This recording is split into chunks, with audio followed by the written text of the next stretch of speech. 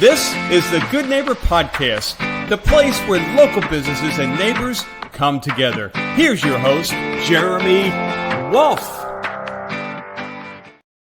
Well, hello, friends, family, great community, wonderful universe. We are back, and as always, we are better than before. And I must say, I am feeling incredibly grateful this morning. Our guest today is someone that I've known for many years now. And over the course of that time, we've done quite a bit of work together. And I've come to trust and respect him on such a deep level. He truly is a special human being. Many of you know that I have a teenage daughter. She just turned 13. And if you're a parent out there with a teen, you would know that these years can be rather formidable for both the teen and the parents. And our daughter is no different. We've been going through it. We've had quite a few challenges. When I heard that our guest had a camp specifically designed for teens around the work that he does, it was just a no-brainer. I was like, sign her up. Let's do this. And in just one short week's time, the differences that we saw in our daughter, I mean, it's nothing short of profound. I mean, we were truly blown away. So I felt it incumbent upon me to get the word out. People truly need to know about the work that is being done over at the Limitless Institute. So today I'm here with Josh Magro. He is the founder of the Limitless Institute. And you know, Josh, we don't see each other too often. Heck, we don't really speak too often, but I must say I consider you a brother for life. And I am truly grateful to know you, brother. So thank you for your time. Thank you for coming on the show. I am excited to get into this. Good to have you. Yeah, thank you. Yes. Okay. So without further ado, for those out there that don't know the Limitless Institute, why don't we start there? What would you say your mission is in one sentence? Well,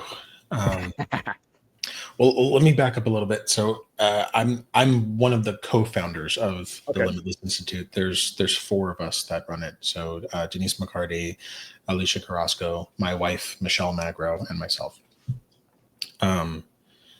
The mission is actually a little challenging because we do everything. It's evolved over the last 2 decades. Okay, it doesn't have to be one sentence. Just speak freely, my friend. The focus of it is it's personal empowerment, it's personal betterment, it's helping the world function in a more fully alive way, I think is the essence of what we try to go for. And all of our programs are lent to that direction of helping people feel completely and be whole and empowered people to live their lives, in totality, chasing dreams, healing trauma, living more fully. For our teens, it's like giving them communication tools and leadership tools and the ability to actually leave fingerprints on the world that leave it better as opposed to worse. And that's all of our programs. Everything that we ever do is always focused in that direction. Love it. And somebody that's been through a lot of these programs, this stuff, as you're talking about it, I'm getting goosebumps, and it resonates so much with me.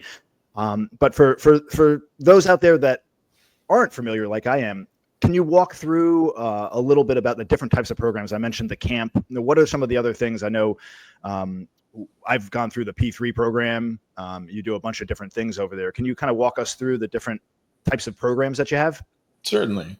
So P3, it stands for Personal Power and Prosperity. That's sort of our flagship workshop. It's where everything kind of began.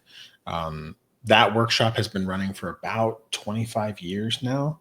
And it was sort of a spinoff of another workshop, and it's just evolved over time. But the focus of it is learning emotional agility and being able to sort of review, edit, and update the belief systems that we have about ourselves and about the world. So it's based on Adlerian psychology and focuses a lot on the sort of templates that we create in early childhood and how they affect us moving forward. That workshop has been running for over 2 decades now. When I came on as a facilitator and then a co-owner of the organization, one of my experiences that I had when I was 18 was a camp. So I got to be a counselor at this camp. It was called Kids Camp Orlando at the time. And it was a sort of, again, very, very aligned with this idea of let's help people feel completely, heal what's happened to them and move forward. And that camp stopped running for about 12 years. So when I became a co-owner, I was like, look, this is something I want to bring back. This is something that I want to rewrite the entire curriculum for it, update it, and bring it back to Orlando. So that whole process of, when we named it Camp Lionheart, the bringing that back into the world was, it was just massive. It was like giving our kids another opportunity to do this, because the P3 course is for adults. Mm. There's a lot of other things that we've done over the course of our sort of, our organization. We've done retreats where, like, we went to like Colorado. We actually got to spend a month in Tuscany one time. We rented a villa, which was glorious. I highly recommend it. Tuscany is awesome. It was gorgeous. Yeah. So we do retreats that are all about like chasing your purpose and how to, live more fully and so forth. We've done a couples course. My wife and I facilitated a couples course to help like people in their relationships. Currently, the other big thing that I've been working on is called the Alchemy Training, where I train people to be coaches and facilitators to do kind of what I do. So helping either work one-on-one with people to help them navigate life's challenges and help them sort of like discover their own inner wisdom and figure out the solutions that they need. And then large group facilitation, which is, God, that is my jam. Like the moment that there's more people in the space than you have the ability to attend to one-on-one, so you actually have to use the group energy for its own benefit. That's the stuff that I just love, is helping communities come together, helping large groups of people sort of create this idea of communitas, where it's like there's this connection and there's this shared empathy and mutual benefit of everyone involved. And there's a certain skill set associated with that. So we're currently doing our 4th year of alchemy training, where we're training facilitators how to kind of bring this sort of magic into the world in whatever flavor they choose. I love it, man. The fact that you're now training others to do what you do to help touch more people is just incredible. And this is something I was introduced to you by Brian, a mutual friend who's big in this space. And this just seems to be something that's also pulling me in this direction to the orbit. Like this idea, this had such a profound impact on my life when I started my spiritual and personal growth and development journey 5 or 6 years ago. It's something that has touched me so deeply that I feel like I'm inching closer and closer to being somebody that can facilitate. I said earlier this year that I was going to start a local like men's group like Brian did up in Orlando down here. And it's already August, and I went for a run the other day. And at the end of the run, I said to myself, whatever happened to the men's group? I never did it. And I said, I'm going to get it done. I reached out to some people, and I got to get something going down here in South Florida, because the work that you're doing is just absolutely incredible, and more people need to know about it. Truly. We throw the word transformation around a lot. Look, I have this manhood transformation t-shirt on from Brian's group. In your view, what does real transformation look like? I think typically what we think about when we talk about transformation is like the aha moment, the moment where it's like, oh my God, I never realized that I was a part of the universe. The light bulb goes off, and it's like, oh my God, I'm forever changed. Yeah. Exactly. Oh my God, I was always lovable and I was never deficient as a person. Yeah. But for me, that's only the first ingredient of transformation. Transformation has to have several different components to it. It's I have to be able to have the aha moment. I have to have a lot of emotion attached to that aha moment.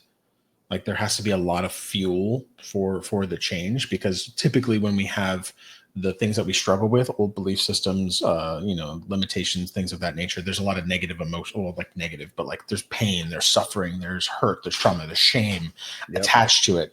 If I'm going to have a new experience that is actually going to transform my life into a new trajectory, that also has to have a lot of emotion to it, because emotion is the gas. And then there's other things like follow through. This idea, we talk about it in our alchemy training, this idea of praxis. Like I actually have to have disciplined behavior that moves this new thing forward. It's not enough to go to like a weekend workshop and be like, whoa, I'm lovable. And I feel it because I'm surrounded by all these people in the room who are telling me what a wonderful human being I am. What happens on Monday? Yep. When I go home and I wake up and I just do my normal same rhythms and I'm like running in the same steps that I normally do that still perpetuate the old belief system, that's a core component of it. And I think it's a piece that our society misses very often, in the sense of like, yes, have the transformational experience, the aha moment and the big catharsis that comes with it. But then also, what am I going to do next? How will this translate into my life? I think a really good story for this for me, when I first took P3, I was like 23 or 24 years old. I first took this workshop and it was like life changing. It was transformational. And I left there and I'm like, this is the brand new day. Old Josh is gone. New Josh is here. And I don't know where I got this idea, but I said to myself, up until this point in my life, I've treated myself like I was the shy guy. That I was shy, I was introverted. I just didn't, I was just afraid of being seen. So when I left that workshop, I told myself, I'm no longer the shy guy. That is not my fucking story. I'm done with this. I know who I'm going to be moving forward. That is not it. And I was like, well, what will that mean? Like in terms of behavior. So I made this agreement with myself of anytime there was an opportunity for me to be in the spotlight, anytime I was in school at the time. So like anytime a teacher's like, we need a volunteer, or like anytime there was anything like that, I just had this like already made decision of like, I'm going to jump in. I'm not going to shy away from things. I'm not going to say no to opportunities to be in front of people.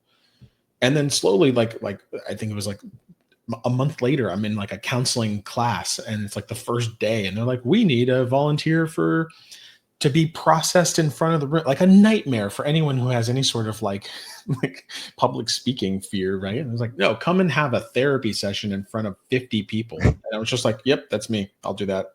And everyone's like, you're insane. I'm like, probably, but like, I didn't even have to think about it. I was like, this is my new behavior. There was another situation where I was at a coffee shop with my then girlfriend, now wife. And it's like open mic night. And the guy gets on the microphone and he's like, hey, the next two performers didn't show up. So does anyone know a song? Does anyone have a poem? And I'm like, I can do a Mitch Hedberg impression. And they're like, come on up. And Michelle, my wife, she was more nervous than I was. She's like, what are you doing? This is a nightmare of experience. Like, you're not prepared for this. And I'm like, I don't care. I don't like whatever. And I think that's essential to transformation, is like, I actually have to now create a system of behavior that validates the very thing that I changed. Because if it's just existing in my head and in my mind, it's not going to stick. It's not going to change. And then it's really easy for us to go back and be like, well, I guess that was just a cool weekend, but it didn't do anything. Yep. That's something that I've struggled with tremendously. I applaud your experience to have that aha moment and then actually have it sink in to the point where you went back into society and said, fuck it. The gloves are off. I'm jumping in full force. Like, most people don't do that, myself included. And I think that these experiences, whether it's a powerful retreat, whether it's a experience with the medicine we work with, whatever it is, when you have these unbelievable moments, you get a glimpse into what things could be like, right? You get to stick your head through the door and take a look around. You're like, wow, I didn't realize things could be quite this amazing. And then you go back to your regular 9-to-5 job, whatever you're doing in life, your family, your kids, the stresses, all this stuff. And it slowly pulls you back, and it pulls you away from the work that you need to be doing. And I think it's deeper than just, I used to say to myself all the time, oh, I got to do the work after I have these experiences. And like, if somebody would ask me, what does that work look like to you? Oh, it's the meditation every day, the journaling, the breath work, gratitude, all this stuff. And that's part of the work, but those are just tools. And those tools are what really allows us to kind of rewrite the programs in our mind and the stories that we've told ourselves for many, many years, for me going back decades, that feed for me into these feelings of lack of worth, and I'm not good enough, and all this crap. And they say old habits die hard. Well, old programs die harder. And I'm really kind of like coming to the precipice on that now through this work, and the level of awareness that I have around these things. Like, I'm catching things now, Josh, in the moment. Like, if I say to myself, oh, what's wrong with you? If I do something stupid, like, instantly I'm like stopping myself mid thought. Nope, I don't talk to myself like that. There's nothing wrong with me. And it's just, it's like the snowball effect. It keeps getting better and better and better. And I feel like I said earlier, I'm being pulled into my purpose through this work. So it's truly been an incredible experience. I've used that word several times now, but it really is. And I love that. I love that example too, because I hear people talk about this a lot, like as a therapist, when I'm working with people, this idea of like, but I just do it. I just do the old behavior and I just follow those patterns because they die hard. Right. And this idea of like, I'm catching myself in the moment. I think the first step that usually happens for people is that I catch myself 2 days after I did the behavior. And I'm like, damn it. Like, what was I thinking? did it again. And then if like the more that we like really dial into this and hold ourselves accountable to it, it's like, well, I catch myself 2 days later. Well, now I catch myself a day later. Well, now I catch myself an hour after it happened. And I realize, God, I feel awful. And damn it, I did the same thing again. And it gets to a point where I catch it as it's happening. And I'm like, nope, knock it off. Like, we're not doing that. And eventually the timeline moves up into the point where I was like, I was about to do the thing that I always do. Yeah. And now I'm going to do something different. And that's the incremental change that is actually attainable. Like it's a lot to say, like, and I'm just going to never do that again. And I'm going to be this brand new person. And it's like, that sounds great. And we all do that. We all say that all the time. And then we fall back. Yeah. Yeah. So yeah. And something happened the other day, which extended beyond me. And I thought this was pretty profound as well, where I'm sitting at the desk and I did something. I can't even remember what it was. I did something. And that thought came in I was walking to the kitchen and I said to myself, what's wrong with you? And I caught it. I said, nope. And I asked myself a lot of times when I speak to myself like that, would I talk to my family that way, right? My people I love. I said, would I talk to my son that way? And in that moment, it dawned on me that I've actually said those words to my son before when he did something wrong. I'd say like, dude, what's wrong with you? And granted, I'm kind of saying it a little bit in jest, but no, I'm literally programming his mind to be like I was for all these years. And I caught myself and I went and I sat down with him and I had a conversation around it. And I talked to him from the heart about my experience. And it's those types of lessons that I'm learning that I'm trying to instill upon my kids to right some of the wrongs that I've done over the years. Cause we're obviously not perfect. Parenting is hard and we're going to get frustrated sometimes, but man, when I lose it, like I calm myself down now at the worst within a minute or two. Whereas before, like you mentioned, I'll get aggravated. It would wreck my whole day, sometimes my whole week.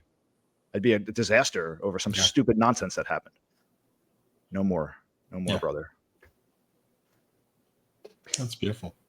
I want to talk a little bit about the camp because this is something that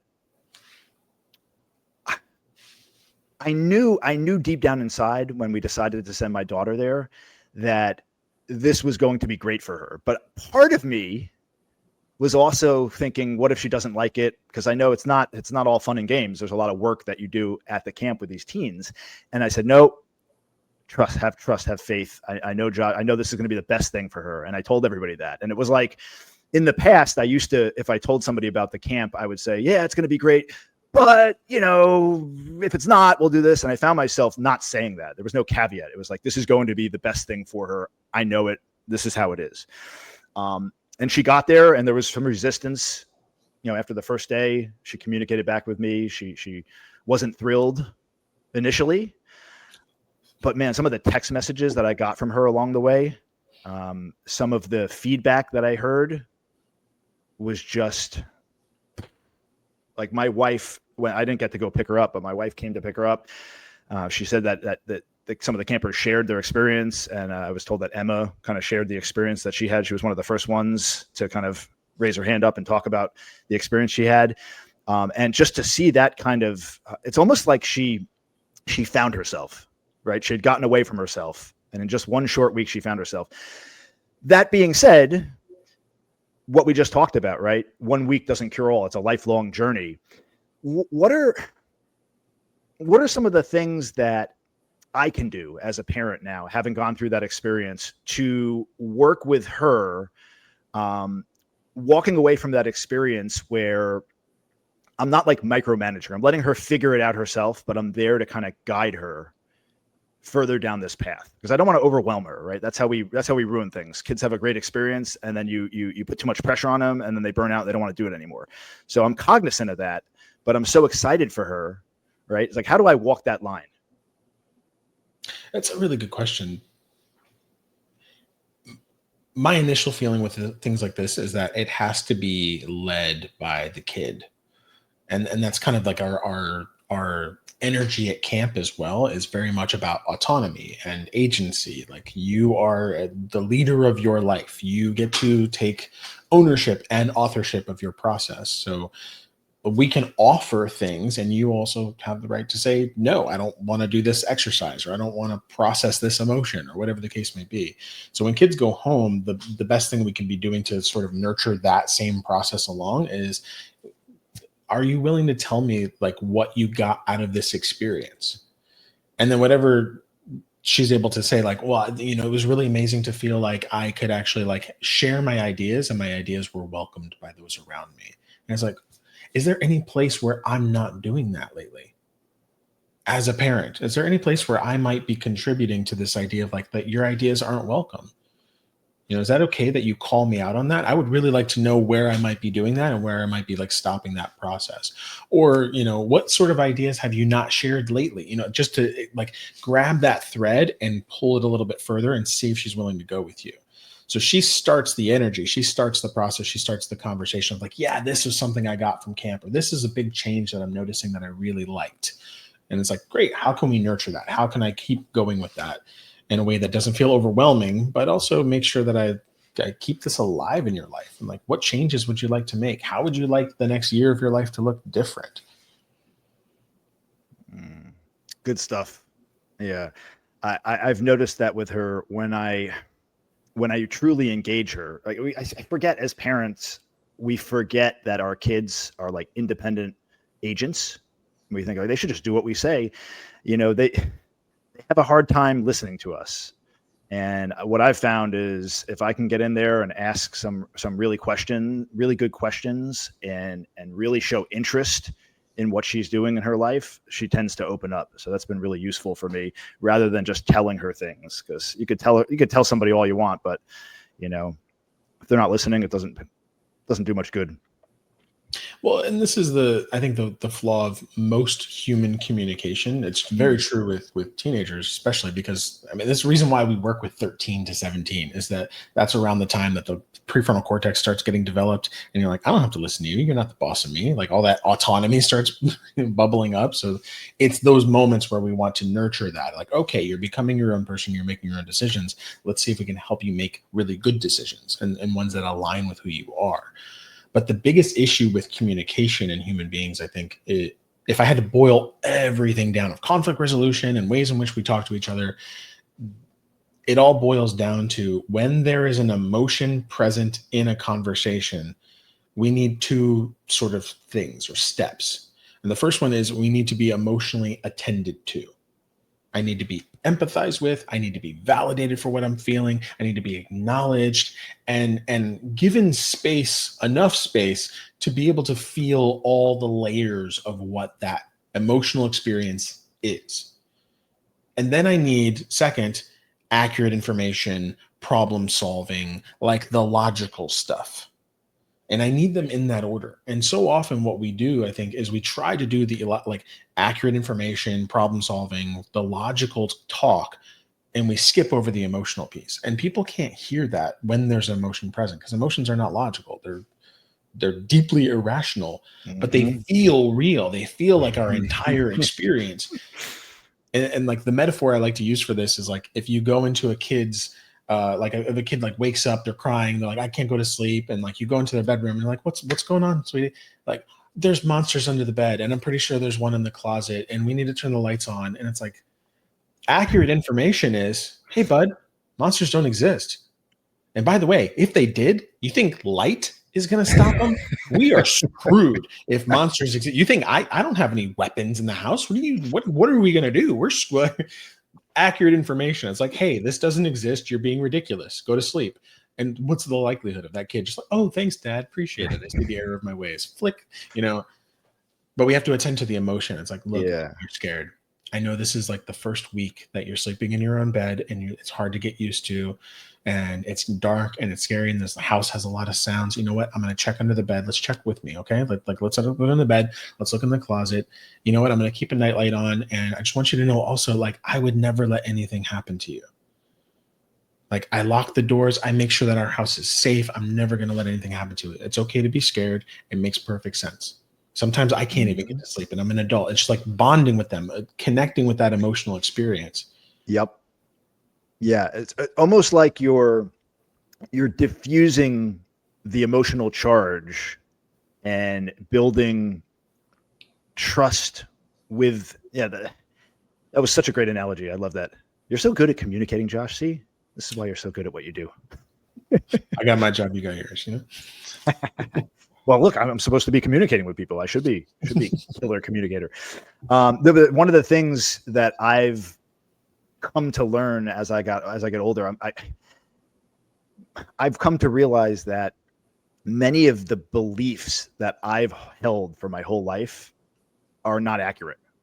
Like things that going back 10 years ago, I would have died on the sword over, right? I would have argued to the ends of time. And it turned out that I was just dead wrong on that belief. So I've kind of applied that to how I deal with other people. Because when somebody comes at you with a belief that they have, you have to understand that they're coming from their own perspective. And that's something that there's a reason why they arrived at that belief. And my goal is always to try to understand the lens that they're seeing things through, to find out why they look at things that way, to see where we have common ground. And then who knows, maybe my view is wrong. And I've been more and more open to that. And I think that's done wonders in my own life. And it's something that I'm very, very pleased to be at that state right now, I must say. It's a profound shift what you're talking about, because most people respond to differences of opinion with judgment. Mm-hmm. It's like it's a trigger, right? Like you get somebody that disagrees with you or something, and you feel the emotion is palpable. It comes up, and your first reaction to that is you have to defend yourself. It's the claws come out, and this is actually a mark of intelligence. I can't remember who originally said this, but it's a mark of intelligence to be able to hold two opposing worldviews in your mind simultaneously. Mm-hmm. That I can have my worldview and how I see things, what I know to be right and true, no matter what, and someone else's that is potentially conflicting with my worldview, and that I can have enough mental space, real estate, that I can hold both of those simultaneously without them actually combating one another. That is a mark of intelligence, that I can understand that your worldview is completely different than my own, and I respond with curiosity. And I would like to understand it even more. And tell me what it's like in your world. It's different from my own, but that's okay. I want to know what it's like to be you. I want to know what it's like to look through your eyes and the lens that you see the world through. And it's a profound space of being able to navigate conflict. And it's the source of where so many misunderstandings happen, is because we don't just have that level of curiosity of wow, so you feel like you're all alone in the world and no one understands you. Tell me more. Yeah, it's a wonderful training exercise as well to do just what you said, right? To straw man and steel man arguments, right? Where you take a position that you're it's opposing what you believe in, and you really have a discussion to support the position that you don't believe in. It really kind of sharpens the knife, if you will, in your mind. And again, you learn things about your own perspective through doing that. Yeah, good stuff. We actually did this in our couples course, my wife and I.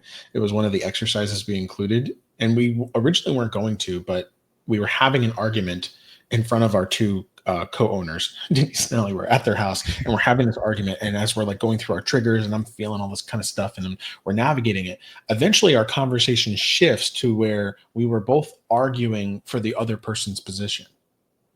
It just sort of naturally happened, where I'm arguing for how I feel, and I don't like this, and I'm triggered, and all this kind of stuff. And eventually got to the point where I'm well, it makes sense that you said that, because I know you really care about this, thing. And we started switching positions. And so we incorporated this into the couples course of the steelman argument.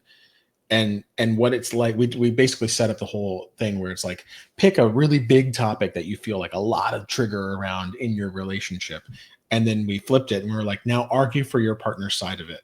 And the phrase that we used was, of course, over and over again. Like, of course you feel angry with me because I didn't listen to what you made this request before time and time again, and I didn't acknowledge it. And I just kind of negated it. And that must have made you feel like I didn't respect you and I didn't care. I mean, of course you wouldn't feel respected. I mean, look at how I behaved. It's just taking the other person's side completely and making their argument even stronger. Yeah. And I still marvel at like how quickly that dissipates conflict, because it's causing us to say, you know what, my worldview, maybe not that important right now. Let me hold yours in really high esteem. Yep. Something else that I found the other day, I was talking to my wife about something. I won't get into the nitty gritty of the details of the conversation, but she said something that I totally misinterpreted. And based upon my interpretation of what she said, I said what was logical to respond to. But because I had misconstrued her meaning, it didn't land very well, and it almost turned into an argument over the thing. And I realized along the way that it was, when we got to the end of the argument, if you will, much like what you said, much like the experience that you had, we realized that we were actually both in agreement the entire time. And what sent us astray was the fact that I simply misinterpreted the first thing that she said to me. And had I clarified that and made sure of what she said, it would have avoided the whole exchange. So it was, I thought it was interesting. And I figure, how many times have I gotten into a heated argument with my wife where we actually agreed on the end result? Probably more often than not, probably. Yeah. Okay. So I know it can be difficult holding space for people, right? When you're doing this for lots of people, how do you stay grounded yourself? That's a good question. I think for me, a lot of it goes into preparation beforehand. Mm-hmm. Interestingly enough, before P3 workshop, one of my rituals in terms of getting ready for those workshops is that I need to connect with something that elicits tears on my face. Like, I need to cry. I need to actually, like, I don't know, I almost consider it like emotional stretching in some ways. Mm-hmm. And it seems almost kind of counterintuitive. I'm like, well, that's not very grounded to like be in your emotion. But for me, it almost feels like it lubes up the dial a little bit so that my ability to access my emotion is more flexible. It's less rigid. And that allows me to kind of attune to the room and what other people are feeling in a way that doesn't feel like it hijacks me. It doesn't like hook me, where there's unprocessed stuff that I'm feeling that gets triggered by the room, by the people that I'm with. And I think that's the core of it. Is I hear a lot of people talk about being an empath and like taking on other people's stuff. And I have a sort of love-hate relationship with that term. I think by the way that most people define it, I too am an empath, but I would never really wouldn't want to like carry that badge necessarily, because I also feel like I'm responsible for my emotional experience. And the parts of me that can empathize with other are parts that exist in me.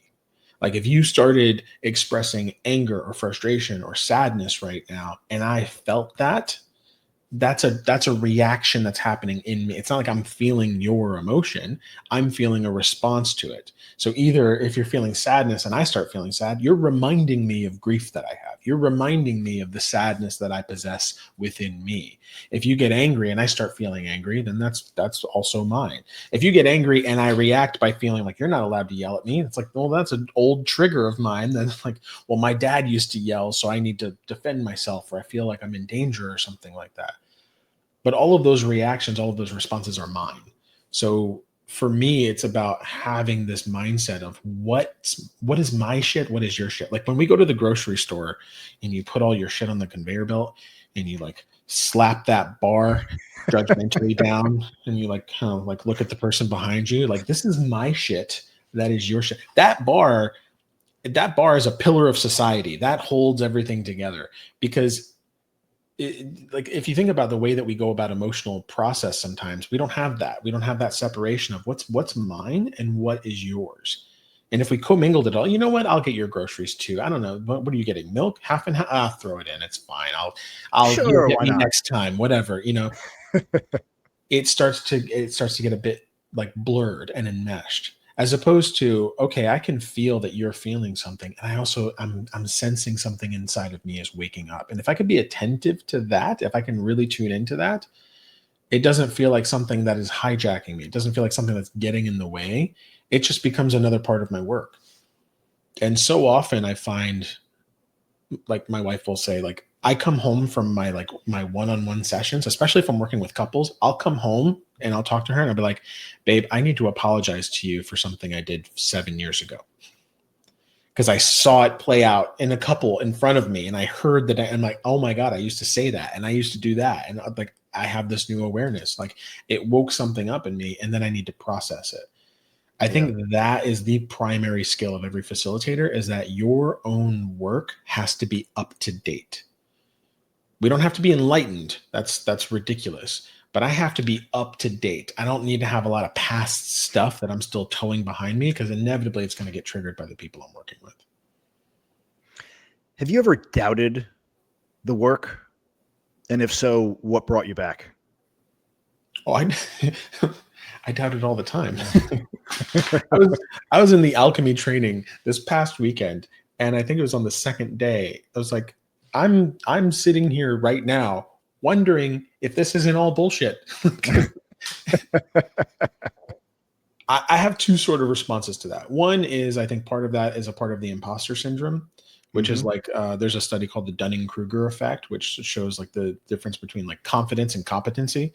Yeah. And we all navigate these like big peaks and valleys of like, I feel like I got this. I feel like I understand it. And then like, I don't know shit. There's so much more to understand about this. And I'm just like a little tadpole in the pond. I'm just ineffectual, just this stripped toothless cog in the working machine of society. The other side of this too is like, is this all bullshit? Is this not right? Is a part of me that is skeptical for the sake of integrity. Like, I have a part of me that really wants to make sure that I'm doing things in a way that actually helps people. And I want to make sure that I don't fall victim to my own ego and my own like, confirmation bias of like, well, this is the model that I created and this is the workshop as I see fit, so it has to be right. Like, there's a little part of me that's like, are you sure you're not full of shit? Let's check our work one more time. Let's go back and let's assess and let's get feedback to make sure that we're not doing this awful thing of like just believing our own sort of myth and believing the hype in some way, or just constantly like ignoring actual feedback and saying, nope, I know it's good and I'm not going to hear anything about it. So I balance myself between those two of feeling some self-doubt and always kind of like, I don't know if I'm good at this. It's like, Josh, you've been doing this for like 20 years. Like, yeah, I don't know, but maybe I can be better. And it's like, there's that old part of it, some of my belief systems. But then there's another part of it that's like, I know I want to make sure with some degree of certainty that what I'm doing feels right. And I'm willing to accept feedback. I'm willing to even rake myself over the coals sometimes just to make sure that there isn't something I can improve in some way in which I can strive for just an incremental level of better mastery of this stuff. Yeah. So people have a level of resistance to this work. And I could say that throughout some of the work that we've done together. I mean, I've never laughed harder, never cried harder, never raged harder, like all these emotions that are kind of pent up and stuck within us. People have like, it's this thing with the ego, right? Like, as a man, like you can't cry, you can't show your emotions. And people have this resistance to that, but through doing the work, like for P3, for example, when I went to do the P3, I remember coming in there and like, sitting down in this room of people and all these judgments came up and I'm like, what is this? What are we doing? And then we got into some of the work. I'm like, what am I doing here? Like, what is this thing? And like, by the end of that experience, I felt like I had shed so much negative emotion that I had stuck within me to my core by just getting it out there with this seemingly random group of people, right? These strangers. I left the group with such a deep connection And it's not dissimilar to the retreats that we do with the medicine and everything that we work with. Why do you feel it is that people have such a resistance to vulnerability? I think at its core, vulnerability feels, actually, it doesn't even just feel this way. Vulnerability is dangerous. Yeah. Like most of the ways in which like the mechanisms that we've built up around ourselves in terms of our personality and our habits and the way that we operate, especially with emotion, these are protections. They're pieces of armor that we picked up along the way because we needed to. Like for me as a child, I completely shut myself down from my emotions. And the reason was pretty simple. It's like, one, I got made fun of constantly when I was like really young for having emotion. Like this was just like bullied out of me. And my father was extremely like stoic, not in like the cool philosophical way, but like shut down emotionally, had no like real affect other than anger sometimes. So I built up this like layer of like this armor, this suit of metal around me that said, don't feel anything, don't be affected by the outside world, because if I do, I'll be just like putting a target on my back. People are going to make fun of me. People are going to take advantage of me. They're going to, exploit whatever those emotions are or demean my like personal integrity in some way. Like there was a lot of reasons not to feel emotion. So when I started doing this work in real, like the deep emotional catharsis kind of work, it was still kind of terrifying because if I drop all the armor, I'm basically leaving myself defenseless. Yes, that's where the healing occurs, right? That's the idea of like molting the lobster shell, and like you have to go hide behind a rock until you regrow the next one. It's like we do that because we're growing and we need to shift into something else, and the discomfort is the indication that growth needs to happen. But it's still scary as shit. And every single P3, every single time we go through that process, I hear someone say something to this effect of like, this is really uncomfortable. This is terrifying. Why do we have to do this? My personal favorite actually is when people say like, well, if I feel my feelings completely, I'll be weak.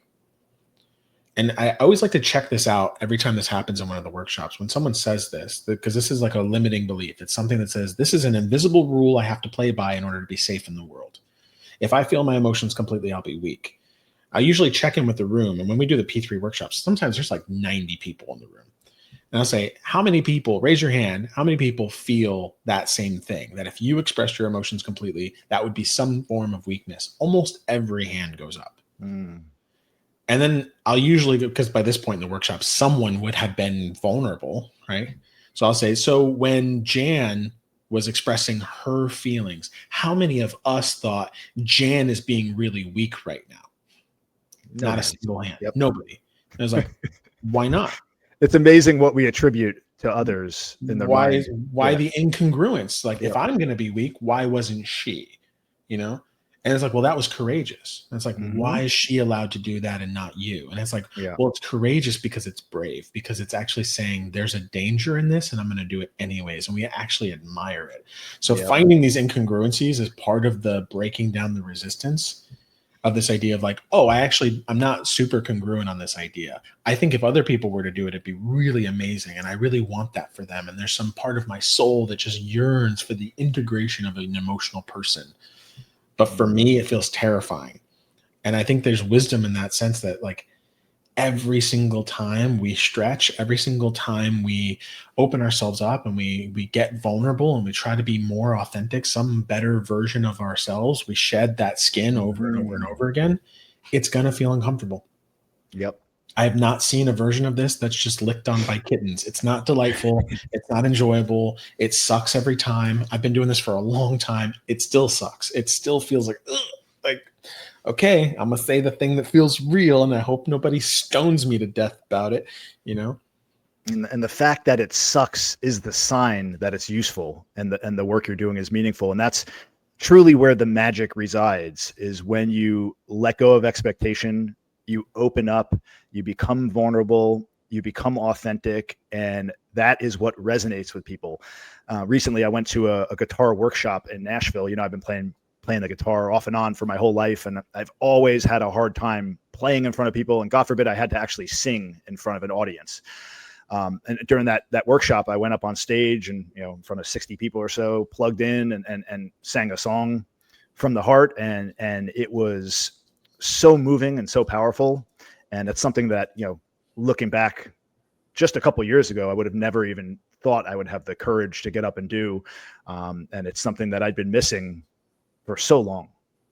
And I'm so happy to be in this place where I'm at right now, man. It's just, and I remember seeing the video for that. There's something so profoundly beautiful about people entering into who they authentically really are. Mm-hmm. In a courageous way, in a vulnerable way. Like when you're talking about leaving the workshop and feeling so connected to people, I really believe that vulnerability precedes trust.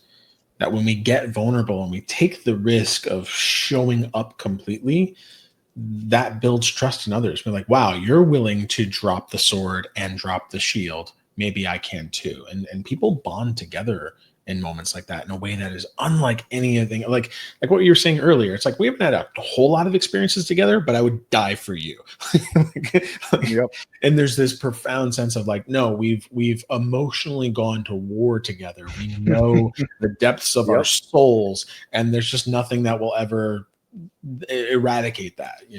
It's a beautiful thing. And I think the thing that I love most about the work that I get to do is seeing that communities can come together, that we can put our differences aside and still deeply love and support each other in a way that just feels more authentic, more real. Yep. 100%, man. Okay. So we're going to have to leave it at that. We could go on for quite some time on these topics. This is all very, very useful, very powerful stuff. For anyone that's listening out there that would like to learn more, what's the best way to do that? Maybe share your website, your contact information. Let our listeners know how we can connect with you, Josh. TheLimitlessInstitute.com is our website, and we're on social media and so forth as well. We have workshops that take place all over the place. We have online groups that are happening right now for people who are not in Central Florida, and we're willing to travel too. So we've had a lot of opportunities to do this kind of stuff all over. So if there's a workshop or experience that we're not doing yet, I'm always open to ideas. So perfect. We will, of course, drop a link down in the description below to all of your contact information. Anyone out there listening, if you found this conversation useful, don't forget to like, subscribe, all that fun stuff. If you've had your own experiences with personal growth, development, spirituality, whatever that looks like, let us know about it in the comments. We're always open to hear about your feedback. Josh, truly, brother, my hat is off to you. Continue doing what you're doing. You are truly making an impact in this world, and I appreciate you, brother. Thanks for joining us. Thank you. Love you, man. All right. Thanks, everyone, for tuning in. We will catch you all next time. Everyone, take care and stay blessed out there. We only have this one life to live. Let's make sure we live it to the fullest. Everyone, take care. Thanks for listening to the Good Neighbor Podcast, Cooper City. To nominate your favorite local business to be featured on the show, go to GNPCoopercity.com. That's GNPCoopercity.com, or call 954-231-3170.